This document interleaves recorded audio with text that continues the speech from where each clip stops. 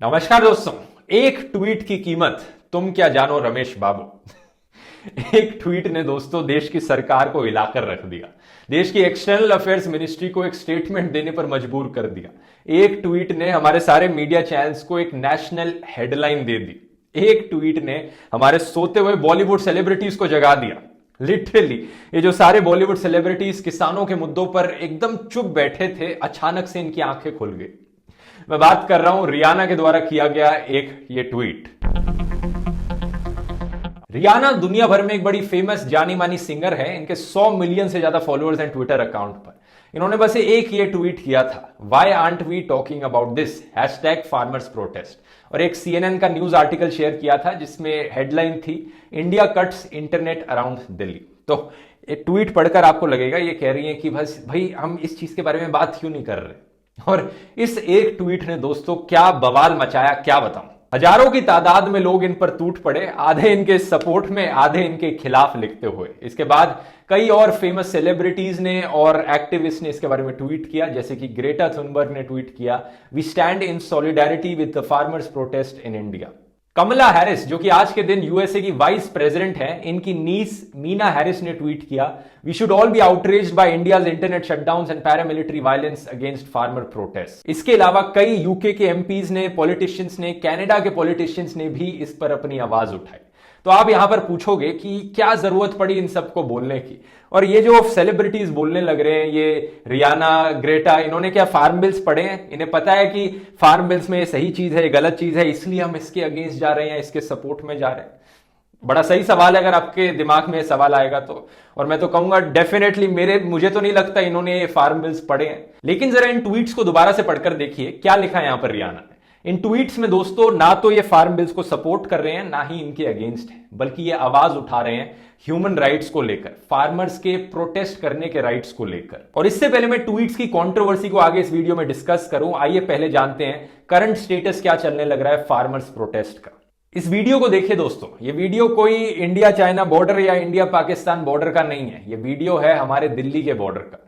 ये है अरेंजमेंट्स जो हमारी सरकार ने हमारे किसानों के लिए करी हैं। गौर से देखिए यहां पर कितने बैरिकेड्स लगा रखे हैं, जैसे कि दूसरी तरफ कोई बड़ा ही टेररिस्ट ग्रुप खड़ा हो या कोई वॉर जोन हो ये, जहां पर इतनी बड़ी प्रोटेक्शन की जरूरत पड़े। कंक्रीट की दीवारें सीमेंट भर भर के इन्होंने लगाई, स्पाइक्स इंस्टॉल करी गई सरकार के द्वारा किसानों को रोकने के लिए, बार्ब्ड वायर्स हैं इनके ऊपर, नोकीली तारें जिनसे चोट लग सकती है। और जरा गिनकर देखिए ये कितनी है, 6-7 लेयर होंगी यहां पे बैरिकेडिंग की कम से कम। इतना ही नहीं, हाईवेज तक की खुदाई भी कर रखी है सरकार ने, इलेक्ट्रिसिटी कट ऑफ करने की भी कोशिश करी थी सरकार ने किसानों के लिए प्रोटेस्ट साइट पर, और फूड और वाटर सप्लाईज को भी रोकने की कोशिश करी थी सरकार ने। इतना ही नहीं, इंटरनेट को भी 3 दिन के लिए कई जगहों पर बंद किया गया था, ब्लॉक किया गया था, ताकि किसान एक दूसरे से बात ना कर पाए, कोऑर्डिनेट ना कर पाए प्रोटेस्ट करते वक्त। साथ ही साथ ऐसे भी केसेस देखने को मिले जो जर्नलिस्ट किसानों के पास जाना चाहते हैं, पुलिस उन्हें जाने नहीं दे रही है। कई केसेस में जर्नलिस्ट को अरेस्ट किया गया, जैसे कि मनदीप पुनिया के केस में दिल्ली पुलिस ने इन्हें कई सेक्शंस के अंदर अरेस्ट किया, फालतू के रीजंस में बिल्कुल, जैसे कि obstructing public servant in discharge of public functions, assault on a public servant. Social media पर बहुत आउटरेज हुई, तो उसके बाद जाकर कुछ दिनों बाद कोर्ट ने इन्हें बेल दी। और ये तो सिर्फ शुरुआत है, आगे सुनिए और किस किस तरीके से सरकार ने इन प्रोटेस्ट को दबाने की कोशिश करी। बिहार पुलिस ने एलिजिडली एक वार्निंग इशू करी है उन लोगों के लिए जो प्रोटेस्ट करने लग रहे हैं। एक सर्कुलर में पुलिस ने कहा है कि जो लोग धरने में बैठेंगे, प्रोटेस्ट में पार्टिसिपेट करेंगे या सड़कों को ब्लॉक करेंगे, उन्हें कोई भी सरकारी नौकरी नहीं मिलेगी या सरकारी कॉन्ट्रैक्ट्स नहीं मिलेंगे। यानी अब लोगों से उनका डेमोक्रेटिक राइट ही छीना जा रहा है प्रोटेस्ट करने का। उत्तराखंड में बीजेपी की सरकार है, वहां पर पुलिस ने कहा है कि जो लोग सोशल मीडिया पर एंटी नेशनल पोस्ट करेंगे, पुलिस उनके पासपोर्ट की पुलिस वेरिफिकेशन ही करने से मना कर देगी। भला इनसे पूछे क्या है यहां पर डेफिनेशन एंटी नेशनल की? अगर हम यहां पर बीजेपी पॉलिटिशियंस की डेफिनेशन इस्तेमाल करने लग गए तो बीजेपी के खिलाफ बोलना ही एंटी नेशनल हो जाएगा यहां पर। दूसरी तरफ सोशल मीडिया पर सरकार के ट्रोल्स डेफिनेशन सेट करने पर लगे हैं कि कौन यहां पर एंटी नेशनल है, कौन यहां पर टेररिस्ट है। कंगना रनौत ने अब तो ओपनली ट्वीट करके कह दिया है कि प्रोटेस्ट करने वाले किसान नहीं है बल्कि टेररिस्ट है। अब यहां आप सोचेंगे कि ऐसी हेट स्पीच के खिलाफ तो सरकार को एक्शन लेना चाहिए। लिया सरकार ने एक्शन। अभी 2 दिन पहले सरकार ने एक लीगल रिक्वेस्ट भेजी ट्विटर को 10-15 ट्विटर अकाउंट्स बैन करने के लिए। लेकिन वो कंगना रनौट का ट्विटर अकाउंट नहीं था। नहीं नहीं, ये तो नेशनलिस्ट स्पीच कहलाई जाएगी। एंटी नेशनल स्पीच वो होती है जो भी प्रोटेस्ट करने वाले लोग हैं। सरकार जिन ट्विटर अकाउंट्स को बैन करवाना चाहती है वो एक्चुअली में one of the most famous Twitter accounts हैं जो प्रोटेस्ट करने वाले किसानों के फेवर में बात करने लग रहे हैं, इंक्लूडिंग किसान एकता मोर्चा जो सबसे बड़ा अकाउंट है प्रोटेस्ट करने वाले किसानों का। तो सरकार ने ट्विटर को लीगल रिक्वेस्ट भेजी, ट्विटर ने कुछ घंटे के लिए इन सारे अकाउंट्स को बैन तक कर दिया था। हालांकि उसके बाद लोगों ने अपनी आवाज उठाई तो ट्विटर ने वापस इन अकाउंट्स को पब्लिकली ओपन किया। लेकिन अभी भी सरकार कोर्ट में लड़ने लग रही है इसको लेकर कि इन अकाउंट्स को बैन किया जाए। अब इतना सब होने के बाद भी सरकार एक तरफ कहती है कि हम तो पूरी कोशिश कर रहे हैं किसानों से बातचीत करने की, बातचीत से ही ये मसला सुलझाया जा सके। भला इनसे पूछे क्या तरीका है बातचीत करने का कि यहां पर 6-7 बैरियर्स खड़े कर दो, हाईवेज खुदवा दो, बार्ब्ड वायर्स लगवा दो, नीचे स्पाइक्स लगा दो, किसानों की फूड वाटर सप्लाई बंद करवा दो, जो किसानों के फेवर में बात करे, आवाज उठाए, उनके ट्विटर अकाउंट्स बैन करवा दो, उनकी पासपोर्ट वेरिफिकेशन बंद करवा दो। यह है सरकार का तरीका किसानों के साथ बातचीत करने का। और दूसरी तरफ इनका जो गोदी मीडिया है 24 घंटे किसानों को बदनाम करने में लगा है। कभी खालिस्तानी तो कभी इंटरनेशनल पावर्स आ गई इनके लिए, कभी बोलेंगे कि ये पाकिस्तान से इन्हें फेवर करने लग रहा है। एक इंस्टेंस में तो ऐसा भी देखने को मिला कि जो बॉर्डर के पास वाले गांव है वहां से कुछ किसान आ गए प्रोटेस्ट करने के लिए, तो गोदी मीडिया जबरदस्ती हाईलाइट करने में लगा था, देखो पाकिस्तान के बॉर्डर पर, हाईलाइट करो पाकिस्तान के बॉर्डर पर से किसान आ रहे हैं प्रोटेस्ट करने के लिए, कि मतलब किसी तरह से इसे एंटी नेशनल दिखा दो। वही चीजें, यही कोशिश लगी हुई है इनकी। लेकिन सच यही है दोस्तों कि जितना लोगों को यहां पर दबाने की कोशिश करी जाएगी उतना ही लोग कोशिश करेंगे ऊपर उठने की। अनफॉर्चुनेटली सरकार की ये सारी टेक्निक्स, या फॉर्चुनेटली कह लो, बैकफायर करने लग रही हैं। अब और भी ज्यादा संख्या में किसान इस प्रोटेस्ट में जुड़ते जा रहे हैं। पहले ये पंजाब में ज्यादा फोकस था, लेकिन अब हरियाणा, उत्तर प्रदेश, स्पेशली वेस्टर्न उत्तर प्रदेश और राजस्थान से भी बड़ी संख्या में किसान अब इस प्रोटेस्ट में आ रहे हैं और भाग ले रहे हैं। ये मुद्दा अब सिर्फ इसका नहीं रहा कि आप इन फार्म बिल्स को सपोर्ट करते हो या नहीं करते हो, फर्क नहीं पड़ता आप इनके चाहे सपोर्ट में हो चाहे आप इनके अगेंस्ट हो। अब बात आ गई है बेसिक ह्यूमन राइट्स की और डेमोक्रेसी की। क्या किसानों को एक डेमोक्रेसी में इस तरह से ट्रीट किया जाना चाहिए, यहां पर स्पाइक्स और बार्ब्ड वायर्स लगाकर? क्या अब जनता से यहां पर इतना बेसिक प्रोटेस्ट करने का डेमोक्रेटिक राइट छीन लिया जाएगा? इंटरनेट को बैन किया जाएगा बिना किसी मतलब के? यहां पर लास्ट टाइम जब मैंने चेक किया था किसी डेमोक्रेटिक कंट्री में तो इस तरह से प्रोटेस्टर्स को ट्रीट नहीं किया जाता। ऐसी चीजें सुनने को मिलती है नॉर्थ कोरिया और चाइना जैसी कंट्रीज में। क्या हमारे देश को यहां पर चाइना या नॉर्थ कोरिया बनाने की कोशिश करी जा रही है? तो इसी के रिगार्डिंग ट्वीट किया दोस्तों रियाना ने। क्या रिएक्शन रहा इस ट्वीट का, पहले गोदी मीडिया का रिएक्शन देखते। रिपब्लिक टीवी ने रियाना को कांग्रेस की किसान नेता रियाना कहा, ये लेबल लिटरली उन्होंने अपने चैनल पर दिया। जी न्यूज ने रियाना से 4 सवाल पूछे। लाल किला पता है, सिंघू बॉर्डर देखा है आज तक? जहां बाकी देशों के मीडिया उनकी सरकारों से सवाल पूछते हैं, हमारे देश का मीडिया ऑपोजिशन वाले लोगों से सवाल पूछता है और जो लोग अपनी आवाज उठाते हैं उनसे सवाल पूछता है। CNN न्यूज 18 ने हेडलाइन दी, international celebrities anti India tweets. जबकि जो ट्वीट रियाना ने किया है वो लिटरली एक CNN के आर्टिकल को कोट करता है, वहां पर लिंक किया गया। और CNN न्यूज 18 जो खुद CNN का है वही इस ट्वीट को एंटी इंडिया बताने लग रहा है। बताना जरा। ओवरऑल सोशल मीडिया पर एक आर्ग्यूमेंट बार बार देखने को मिला कि भाई ये फॉरेनर्स कैसे बोल सकते हैं इंडियन इश्यूज पर, ये इंडिया का इंटरनल मैटर है, यहां पर बाकी लोगों को दखलंदाजी नहीं करनी चाहिए, उन्हें कुछ नहीं बोलना चाहिए। पहली चीज तो जो लोग ऐसा बोलते हैं मेरी राय में बड़ी हिपोक्रेटिकल चीज है, क्योंकि जब मोदी जी अब की बार ट्रंप सरकार के नारे लगाते हैं तब सब चलता है। जब बॉलीवुड सेलिब्रिटीज और आप लोग ब्लैक लाइफ मैटर्स के ऊपर आवाज उठाते हैं, अमेजॉन फॉरेस्ट के ऊपर आवाज उठाते हैं, तब सब सही है। लेकिन अगर कोई फॉरेनर इंडियन इशू के ऊपर आवाज उठा दे तो भाई ये कैसे कर दिया, ये सबसे बड़ी प्रॉब्लम हो गई, ये तो इंडिया का इंटरनल इशू बन गया। लेकिन दूसरा और ज्यादा इंपॉर्टेंट पॉइंट ये है कि भाई क्यों नहीं बोले? आज के दिन दुनिया इतनी ग्लोबलाइज्ड बन चुकी है कि एक जगह कुछ होता है तो उससे दूसरी जगह पर असर पड़ता है। जब अमेजॉन फॉरेस्ट जलाया जाता है ब्राजील में तो ये हर इंसान का कर्तव्य नहीं बनता कि उस पर आवाज उठाई जाए। इवेंचुअली अगर वहां पर अमेजॉन फॉरेस्ट खत्म हो जाएगा तो हम सबकी जिंदगी पर इससे असर पड़ेगा या नहीं पड़ेगा क्लाइमेट चेंज से। ऐसे ही जब यूएस के पार्लियामेंट पर हमला होता है तो इससे दुनिया भर की सारी डेमोक्रेसीज की क्रेडिबिलिटी पर फर्क पड़ता है या नहीं पड़ता। इसी रीजन से दोस्तों मेरा मानना है कि हमें दुनिया भर में कहीं पर भी कुछ गलत होता हुआ दिखे, हमें उसके खिलाफ आवाज उठानी चाहिए। अच्छा, अब दूसरा ये था कि कुछ लोग कह रहे थे कि ये पेड ट्वीट होगा।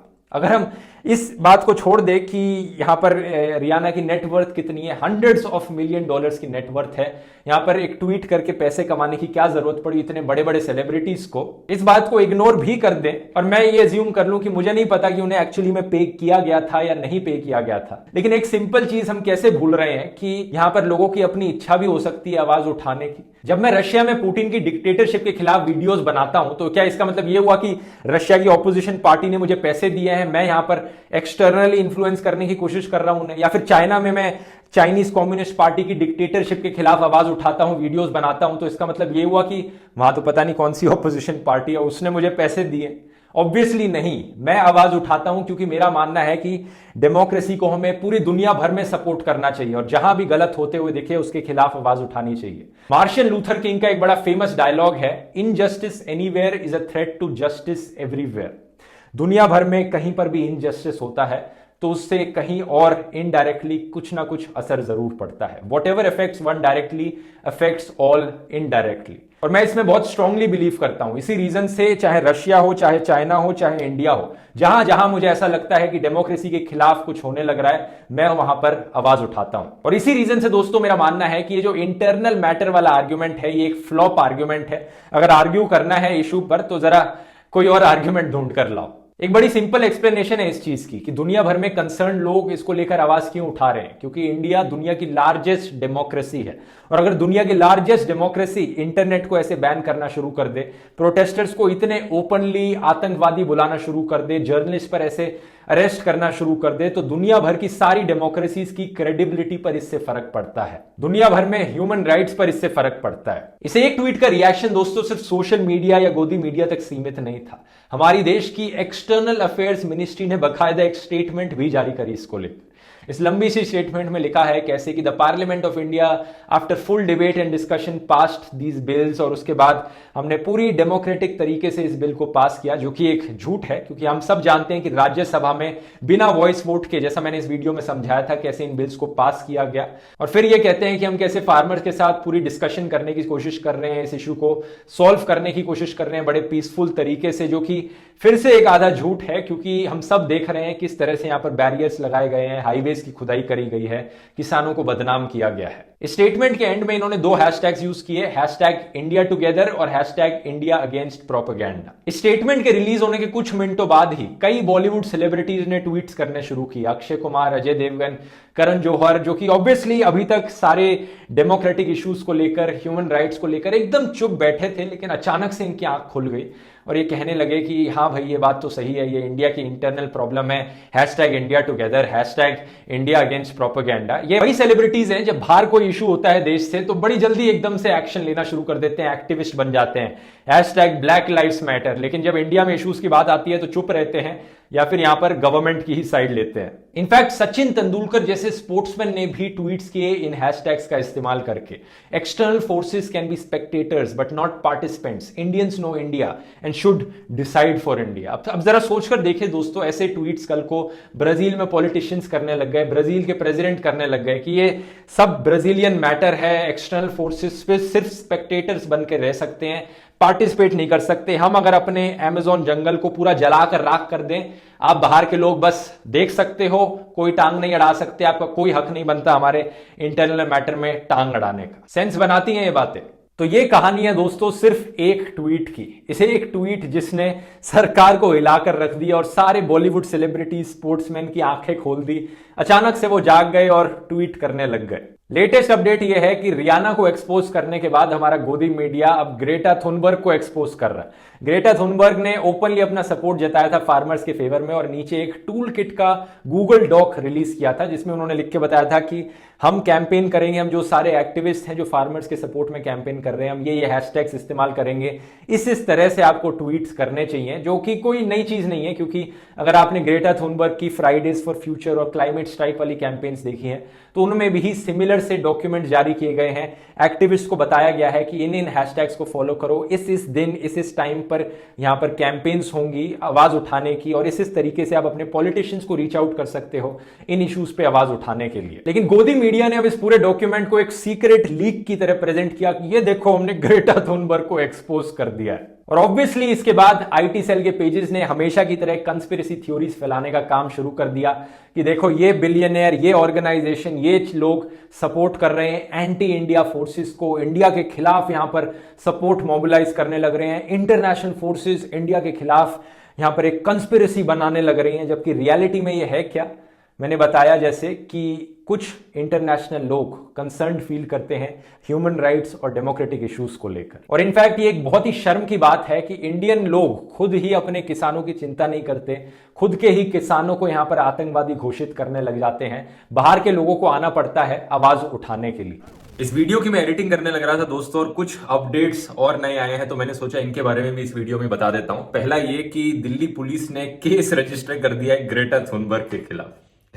और दूसरा, कुछ लोगों ने पूछा कि ग्रेटा थुनबर्ग ने अपना टूल किट वाला ट्वीट डिलीट क्यों किया अगर वो सही था। तो इस पर उसने कहा है कि ये ट्वीट मैंने इसलिए डिलीट किया क्योंकि डॉक्यूमेंट अपडेटेड नहीं था, और दोबारा से फिर टूल किट ट्वीट करी है अपडेटेड इंफॉर्मेशन के साथ। और तीसरा, यूएस स्टेट डिपार्टमेंट, यूएस सरकार ने एक ऑफिशियल स्टेटमेंट जारी करी है जो भी इंडिया में हो रहा है उसके ऊपर, जिसको कई गोदी मीडिया चैनल्स ने फेक न्यूज की तरह आपको दिखाया है। गोदी मीडिया में दिखाया जा रहा है कि कैसे यूएस गवर्नमेंट फार्म लॉस को सपोर्ट करने लग रही है, लेकिन अगर एक्चुअल स्टेटमेंट आप पढ़ेंगे इनकी क्या है स्टेट डिपार्टमेंट की, पहली चीज इन्होंने लिखी है, we recognize that peaceful protest are a hallmark of any thriving democracy. We recognize that unhindered access to information, including the internet, is a fundamental to the freedom of expression and hallmark of thriving democracy. तो clearly अपना support दिखा रहे हैं कि internet ban नहीं होना चाहिए, protest करने दिया जाना चाहिए लोगों को। और फिर एक स्टेटमेंट लिखी है, In general, the United States welcomes steps that would improve the efficiency of Indian markets and attract greater private sector investment. तो ये एक US in general private sector investment को सपोर्ट करता है, इन जनरल इन्होंने लिखा है। और मीडिया में क्या दिखाया जा रहा है कि ये देखो यूएस ने तो अपना ऐलान कर दिया है ये फार्म लॉस को सपोर्ट करते हैं। तो ये थी मेरी राय दोस्तों इस पूरे मुद्दे पर। यहां पर आपकी क्या राय है आप नीचे कमेंट्स में लिखकर बता सकते हैं। ये जो पूरा वीडियो था ये थोड़ा मैं कहूंगा ज्यादा ओपिनियनेटेड वीडियो था, ओपिनियन मैंने अपना ज्यादा बताया इस वीडियो में as compare to pure hard facts. तो आप बता सकते हैं वीडियो आपको कैसा लगा। ऐसे और वीडियोस देखना चाहेंगे जिसमें मैं थोड़ा और अपना ओपिनियन बताऊं या फिर ज्यादा फैक्ट्स पर ही फोकस करूं जो कि नॉन ओपिनियनेटेड फैक्ट्स हों, ये भी आप कमेंट्स में लिखकर बता सकते हैं। पसंद आया तो इस वीडियो को शेयर कीजिए दोस्तों। अगर आपको मेरा काम पसंद आता है मुझे सपोर्ट कर सकते हैं patreon.com/ध्रुव राठी पर, या यूट्यूब पे मेंबर बनके ज्वाइन बटन क्लिक करके, ताकि ऐसे ही वीडियोस मैं आपके लिए फ्यूचर में बनाते रहूं। चलिए मिलते हैं अगले वीडियो में। बहुत बहुत धन्यवाद।